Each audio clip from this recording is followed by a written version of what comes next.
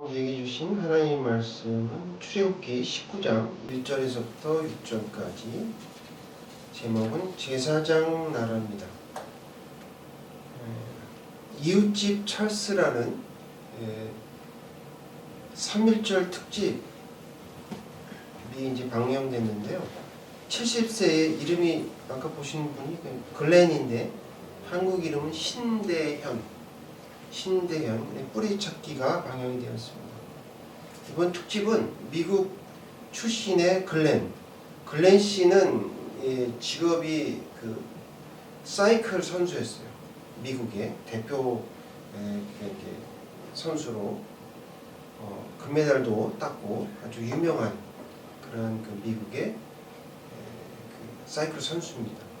그래서 이제 70세라는 늦은 나이에 한국인 신대현으로 특별 귀화를 결정하며 자신의 뿌리를 찾아가는 과정을 담고 있습니다. 글렌 씨의 할아버지는 하와이 이민 1세로서 사탕수수 농장에서 일하며 번 돈을 독립운동 자금으로 기부해서 해외 독립운동 단체에서 활동했던 바로 신을로 선생님입니다. 이제 영상 중에서 여러분 못 보셨는데 글렌 씨의 96세 이모가 나와요. 그래서 평생 아버지가 그저 평범한 가구점을 운영하는 사람인 줄 알았는데 조카 글렌이 찾아낸 기록을 보고 아버지가 한국의 독립을 위해 얼마나 헌신적인 사람이었는지를 깨닫게 된 후에 눈물을 흘리는, 그래서 시청자들의 눈시울을 붉혔습니다. 글렌 씨는 단순히 한국에 거주하는 것을 넘어서 자랑스러운 할아버지를 이어받아 한국인으로 여생을 살기로 이렇게 춘천에서 이렇게 집을 짓고 그렇게 살고 있습니다.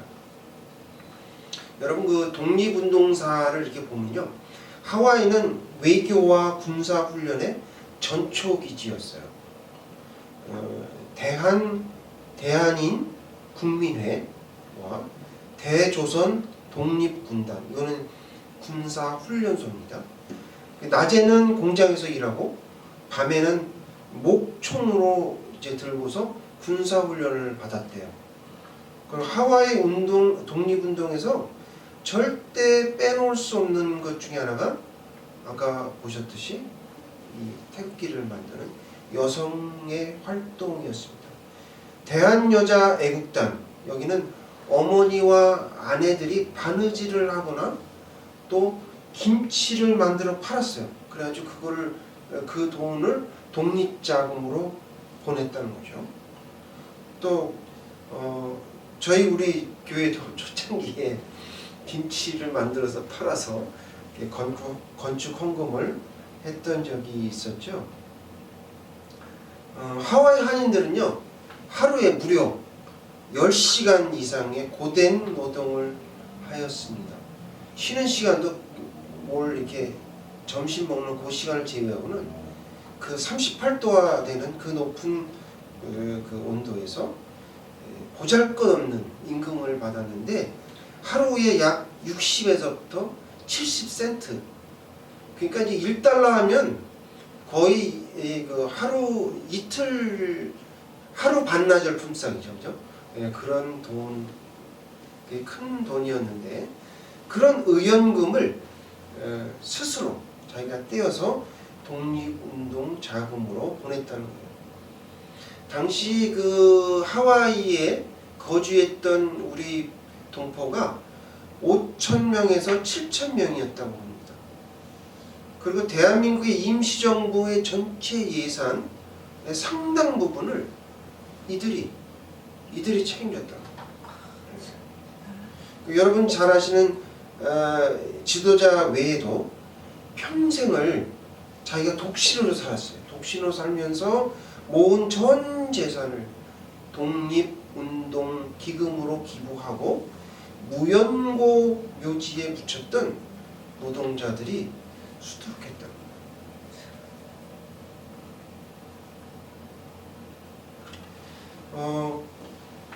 그만큼 독립의 열기로 뜨거웠던 곳이 하와이인데요. 하와이의 한국 독립운동사에서 해외 독립운동의 젖줄이자 자금의 원천이었는데, 여러분 잘 아시는 대표적인 인물 중에 이승만 아시죠? 이승만 전 대통령은 외교 중심의 독립운동 그리고 교육에 힘썼고요. 박용만 선생 들어보신 적 있죠? 네. 박용만 선생님은 아까 말씀드렸던 대조선 독립군단을 창설해서 군인들을 양성하는 그런 일을 하셨고, 이 지금 소개한 신을로 선생님은 그분들을 위해서 상하이에 있는 임시정부를 위해서 독립 자금을 모아서 이렇게 보냈던 그런 유명한 분이 바로 신을로 선생님입니다. 얼마나 힘들었겠어요. 타국에 와가지고 사탕수수 농장에서 일을 하면서 땀과 눈물들이 모여서 이것이 바로 우리나라 대한민국을 이룬 것입니다. 그렇다면 우리가 3.1절을 맞이해서 우리 선조들에게 부끄럽지 않게 살아야 하지 않을까라는 생각이 듭니다.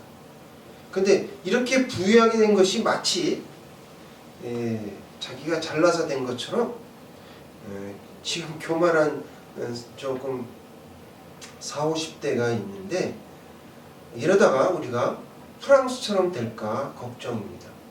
여러분 지금 프랑스는 어떤지 아십니까? 국가 부채가 5,000조예요. 5,000억도 아니고 5,000조라고요. 조. 훨씬 넘습니다. 5,000조가. 그 2026년 GDP 대비 118%예요. 그러니까 GDP라는 거예요. 1년 동안 소득 그걸 얘기하잖아요. 그거에 한 배가 넘다고요. 그래서 5,000조가 넘는데 왜 이렇게 됐을까요? 프랑스가 이런 데가 아니었거든요. 원래 포퓰리즘이에요. 포퓰리즘. 복지를 너무 늘리다 보니까 뭐 너도 나도 다 그냥 뭐 일 안 하는 사람도 수당 주고, 이게 왜 이렇게 됐냐면 여름 휴가가 90일이에요. 90일. 근데 그게 원래 휴가는 30 제가 말씀 잘못 드렸습니다. 여름 휴가가 60일이에요. 60일. 60일인데 원래는 30일 한 달인데, 제가 나중에 말씀드릴게요. 그래서 그렇게 하고 그다음에 주 4일 근무합니다. 그리고 각종 휴가도 많아요. 엄청 많아요. 이렇게 좋은 노동 여건이면 어떻게 해야 돼요? 열심히 일해야 되죠. 나머지 있는 시간. 근데 그렇지 않아요. 사람은 그렇지가 않다니까요. 놀면 더 놀고 싶은 게 사람이에요. 그래서 빈둥빈둥 놀면서 때가 되면 월급 타먹고, 이러니 무슨 그 경제가 발전이 되겠습니까? RTT라고 그러거든요. RTT. 이게 뭐냐면 프랑스는 주 35시간을 근무하거든요. 근데 그 35시간을 초과하는 경우가 있죠. 그럼 그걸 모아요. 1시간이고 뭐 2시간 모으면 그게 모여서 나중에 여름 휴가가 60일이 되는 거예요. 2달. 그래서 2달 동안 이렇게 그 해외여행을 가고 그러죠. 그 다음에 또 노동법이 아주 강해갖고 해고 힘들어요. 한번 채용하고 나면 함부로 해고할 수가 없어요. 이래갖고 어떻게 뭐 나라가 발전되겠습니까? 그러다 보니 부채가 점점 늘어나가지고 6,000조가 된 거예요. 5,000조가 된 거예요. 여러분 그 대통령 공약 중에서 대전에 공무원 근무 시간을 주 5일에서 4일로 한다고 그랬죠? 지금 추진하고 있는지 안 하는지는 잘 모르겠어요. 만약에 정치권이 표를 의식해서 이렇게 복지와 휴가를 늘린다면 어떻게 될까요? 미래의 한국은 베네수엘라처럼 되고 말 겁니다. 제가 어제 이제 궁금해서 CNN을 잠시 보다 보니까 10시경에 미국이 이스라엘과 함께 이란을 공격했다라는 소식이 들렸어요. 보니까 테헤란하고 이스파한 그래서 합해서 4곳을 공격했는데요.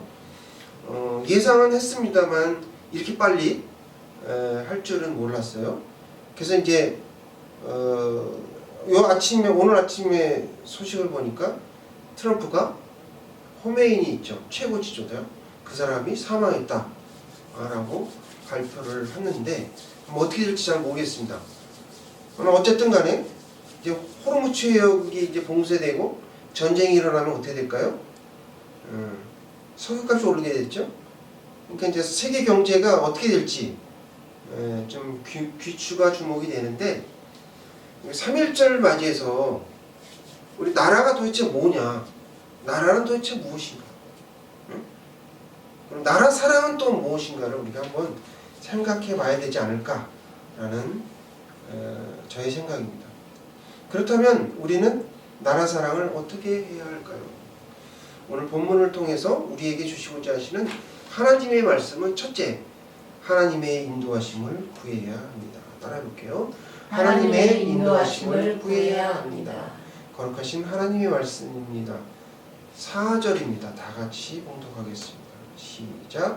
내가 애굽 사람에게 어떻게 행하였음을 내가 어떻게 독수리 날개로 너희를 불러 내게로 인도하였음을 너희가 보았느니라. 네, 너희가 보았다라고 얘기해요. 오늘 말씀은 이스라엘 백성이 출애굽을 해가지고 홍해를 건넌 후에 3개월이 지난 그런 시점에서 일어났죠. 그래서 시내산에 이제 이르렀는데 하나님과 언약 체결을 하는 장면이 19장 뒤쪽에 나와 있습니다. 하나님이 이스라엘 백성을 독수리 날개로 업어 인도하신 것은 첫째로는 하나님께서 아브라함과 언약을 하셨죠. 약속을 했기 때문에 그 약속을 지키기 위해서 하신 것이고, 그 다음에 두 번째로는 제사장 나라를 만드시기 위해서 그렇게 하신 거예요. 그 다음에 거룩한 백성으로 삼으시기 위한 중대한 목적이 있어서입니다. 그래서 출애굽기 19장의 핵심 단어는 인도하심, 그 다음에 제사장 나라, 그 다음에 거룩한 백성입니다. 우리가 인류의 역사를 이렇게 자세히 살펴보면 시대마다 세계를 호령하고 지배했던 나라들이 있었죠. 크게 이제 그 중에서 대표적인 것을 좀 보면 알렉산더 대왕이 이끌었던 헬라 제국, 그 다음에 그 로마, 대단했죠. 로마 제국, 그 다음에 이제 징기스칸의 몽골, 그죠? 그 다음에 해가 지지 않는 대영 제국, 그 다음에 스페인도 그 중에 하나에 속하는데, 나폴레옹의 프랑스, 그 다음에 제2차 세계대전을 일으켰던 독일을 들 수가 있습니다. 그 중에서도요, 로마는 그 세력이 1000년이나 갔어요. 1000년. 자그마치 1000년. 10년도 아니고 100년도 아니고 1000년. 그래서 세계가 모두 막 그 로마에 속했고 거의 뭐 절대적인 권력을 가진 강력한 나라였습니다. 그래서 사람들은 양다리를 걸쳤죠. 세상에서는 권력의 편으로 세상의 법을 쫓았고, 그다음 교회에 오면 하나님의 방식대로 살았습니다. 이 다음에 죽어서 하나님 나라에 가면 그때 하나님 방식대로 살면 된다라고 생각했습니다. 지금도 그 생각을 하고 있죠. 많은 사람들이. 과연 그것이 가능한 일일까요?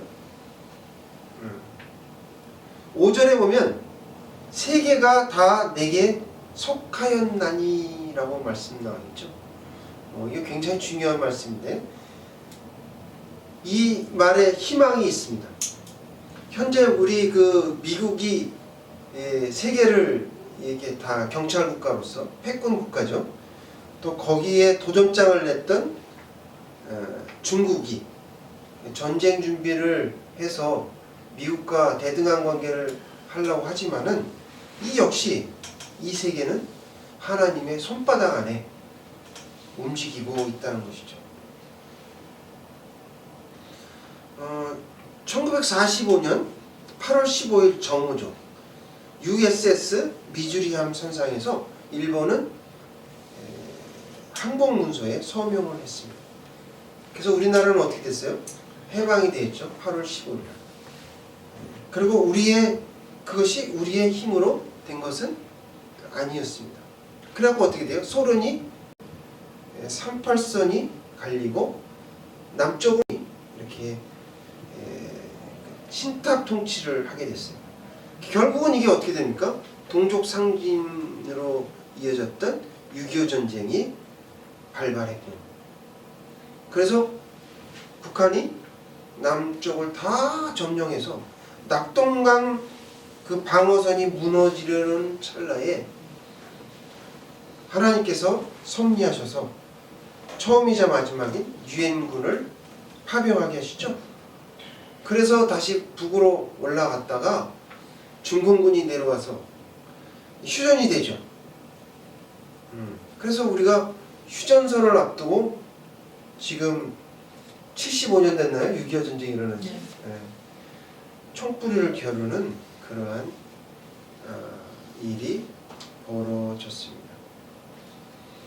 그리고 어떻게 돼요? 6.25 전쟁으로 폐허된 우리나라는 1963년도에서부터 1977년도에 77년까지 파독 광부를 독일에 파견하죠. 그리고 간호사도 포함해서 가는데 그 명수가 약 18,800명입니다. 그래서 그들이 외화를 벌어들여서 우리나라가 어떻게 돼요? 차관도 드리고 해서 고속도 경부고속도를 놓게 되죠. 그거를 기반으로 해가지고 경제 발전이 되게 되는데, 지난번에 한번 말씀드렸는데요.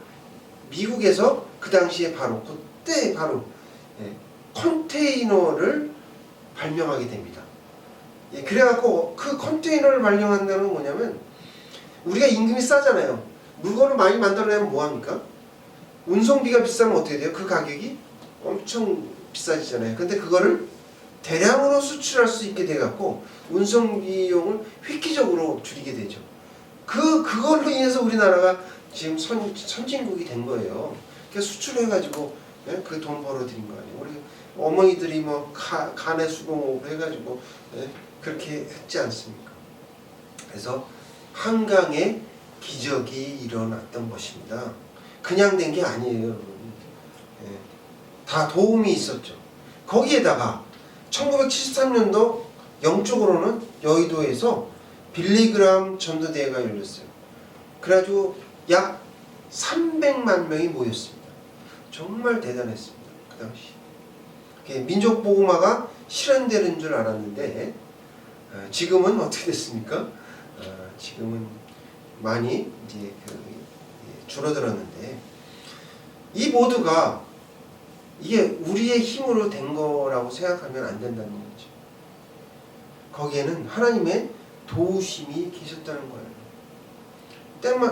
그때마다 위험이 처할 때마다 우리 주변에 다 뭐예요? 강대국이잖아요. 강대국으로 둘러싸여 있는 그 가난하고 힘이 없던 그 대한민국을 하나님이 보호하사 우리 애국가처럼 하나님이 보호하사 지금까지 버티고 있는 것입니다. 하나님께서 독수리 날개로 업고 인도하시 않았다면 우리는 벌써 세상에서 없어졌을 것입니다. 우리 속담에 개구리가 올챙이적 생각 못한다라는 말이 있죠. 우리는 그 옛날 그 어려웠던 시절을 얼마 안 돼요, 여러분. 뭐 이렇게 꽤 오래된 세월이 아니에요. 저 어렸을 때도 저 검정공신 신고 다녔어요. 그렇게 살기 어려웠다고요. 교만은 패망의 선봉이다라는 얘기죠. 그러므로 하나님의 인도하심을 구해야 한다라고 말씀하십니다. 둘째, 제사장 나라가 되기를 기도해야 합니다라고 말씀하십니다. 따라해 볼게요. 제사장 나라가 되기를 기도해야 합니다. 거룩하신 주님의 말씀입니다. 6절을 다 함께 찾아 읽겠습니다. 시작. 너희가 내게 대하여 제사장 나라가 되며 거룩한 백성이 되리라. 너는 이 말을 이스라엘 자손에게 전할지니라. 네. 여기서 제사장 나라의 의미는 다른 나라를 전쟁으로 점령하고 권력의 희생양을 요구하는 그런 제국주의가 아닙니다. 하나님을 왕으로 모시는 신정 국가를 말하는 것이죠. 제사장 같이 온전히 하나님을 섬기는 나라를 뜻합니다. 그래서 제사장에게는 섬기는 하나님의 백성이 있어요. 그 하나님의 백성이 사단의 올무에서 풀려나올 수 있도록 도와주고 세상을 섬기며 세상을 축복하는 그런 복의 근원이 되는 나라가 바로 제사장 나라입니다. 하나님께서 이스라엘 자손과 언약을 맺으면서 했던 그 제사장 나라의 제도를 이스라엘 백성이 이행을 했을까요? 안 했어요. 안 하자 어떻게 됐습니까? 예수님이 오셔서 십자가에 못 박혀 돌아가시고 그 다음 나중에 뭐를 세우십니까? 교회를 세우세요. 교회를 세워서 우리를 택해서 그 일을 우리에게 맡기신 거예요.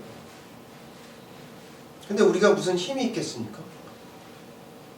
그러나 부족하지만 넘어지면 다시 일어나고 넘어지면 다시 일어나고 이렇게 말씀대로 살려고 발버둥 치다 보면 우리가 또 우리 한국의 교회가 제사장 나라를 감당하는 그런 나라가 된다는 것이죠. 그래서 우리가 그 세계에서 제 두 번째로 선교를 많이 하는 나라 있지 않습니까? 그러나 이거는 앞으로 세계 1위가 돼야 되지 않을까라는 것이죠. 그래서 우리 세계 무대에 영향을 미치는 초강대국 나라들이 있죠.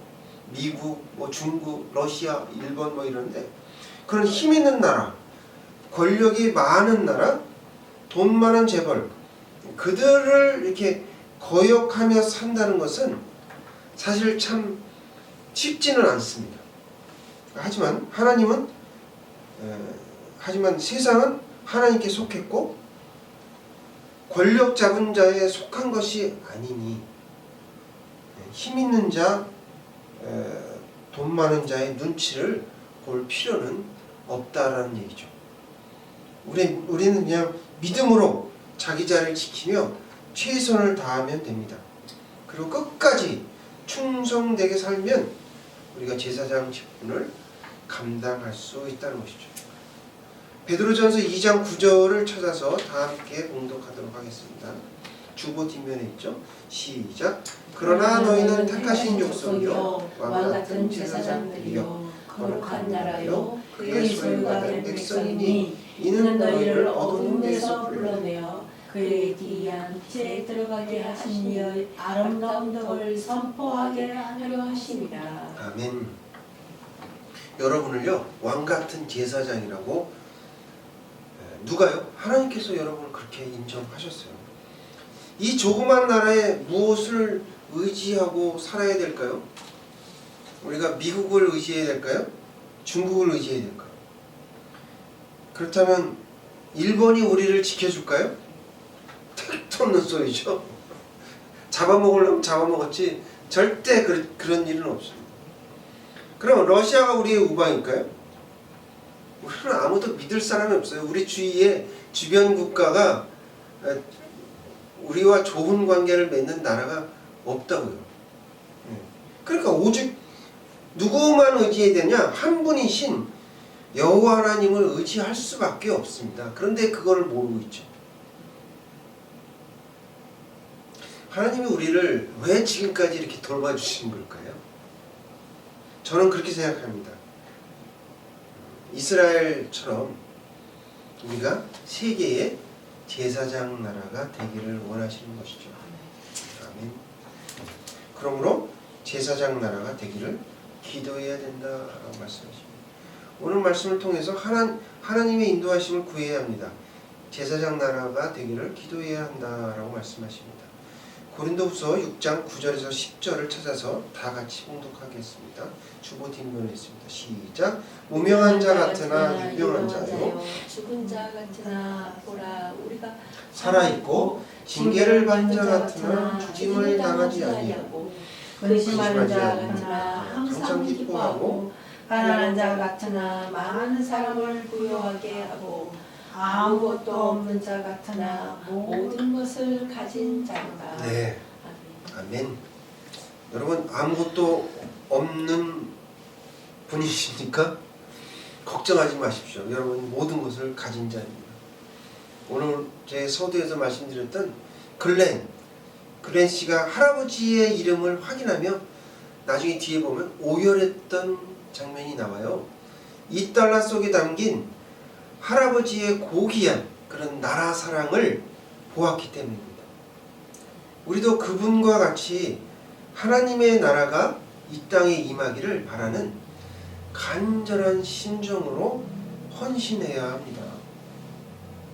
우리의 작은 헌금, 기도가 모여서 하나님의 나라를 이 땅에 세워갈 수 있기 때문입니다.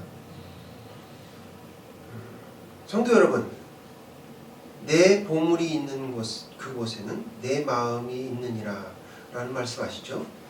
하와이 한인들은 사탕수수 밭에서 번 돈을 조국에 보탬으로써 자신의 마음이 미국 땅에 있는 것이 아니고 대한민국 이 땅에 있음을 매일 고백하면서 살았습니다. 어렵지만 힘들지만 희망을 품고 살았다는 거죠. 그들에게 의연금은 단순한 돈이 아니라 나는 하나님의 자녀요 대한민국의 국민이다 라는 정체성의 표시였습니다. 예수님께서는 부자의 많은 헌금보다도 가난한 과부의 2렙톤을 귀하게 보셨습니다. 왜일까요? 그녀는 세상보다 하나님을 더 사랑했다는 것이죠. 나라 사랑은 아무나 하는 것은 아닙니다. 그렇다고 대단한 사람이 하는 것도 아니죠. 그 사람 마음 중심에 무엇이 더 소중한 가치를 지니고 있는가를 보여주고 있는 것이죠. 여러분이 헌금한 거 다 기록이 돼요. 천국에 다 기록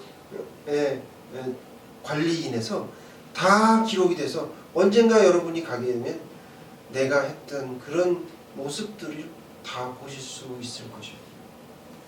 하나님은 성도들의 개인의 축복이나 행복하게 사는 것을 원하시기도 하지만 그보다 민족 공동체, 나라 공동체가 잘 되는 것을 더욱 기뻐하셔요. 그러니까 복을 개인에게 주기보다는 어떻게 돼요? 이스라엘 공동체, 대한민국 공동체에 주시기를 원하신다는 것이죠. 그러니까 제 107회 3.1절 기념회를 맞이하여 나보다 고통받는 사람 또 미래를 이끌어갈 꿈나무를 위해서 우리가 조금 지금 욕심을 좀 내려놓고 좀 양보하고 개인주의가 아니라 제사장 나라를 꿈꾸는 그런 우리들이 되었으면 좋겠다라는 거죠. 그렇게 되면 우리가 모두 부강한 나라로 살게 돼요. 다 같이 부강하게 살 수 있다는 거죠. 그러면서 자유를 누리는 그런 대한민국이 되었으면 좋겠습니다. 고린도전서 6장 9절에 오늘 읽었던 말씀처럼 우리는요 유명한 자예요. 살아있는 자예요. 기뻐하는 자입니다. 부요한 자고 모든 것을 가진 자라고 누가 얘기했습니까? 사도 바울이 고백을 했어요. 다른 사람이 말했으면 저는 이제 안 믿었을 겁니다. 근데 사도 바울은 어떤 사람이었어요? 예수님을 핍박했던, 그렇죠? 가말리엘 문화의 율법 교사의 수제자였고 부자였습니다. 그는 또 어떤 사람이었어요? 로마의 시민권도 가지고 있던 사람. 그런 사람이 예수님을 다메섹 도상에서 만나게 되죠. 그래서 저는 그를 신뢰해야 합니다. 왜요? 그의 살아있는 증언이기 때문에 그렇습니다. 그러니까 여러분은 어떻다고요? 아무것도 없는 자 같으나 모든 것을 가진 자다. 그러니까 욕심 부리지 마세요. 세상에 있는 것에 너무 큰 욕심을 부리지 말고 조금 좀 대범하게 거시적으로 넓게 바라보는 그런 사람이 됐으면 좋겠습니다. 제사장 나라가 되기를 기도하는 사랑이 나는 교회 성도님들 다 되시길 주님의 이름으로 축원합니다. 기도하시겠습니다.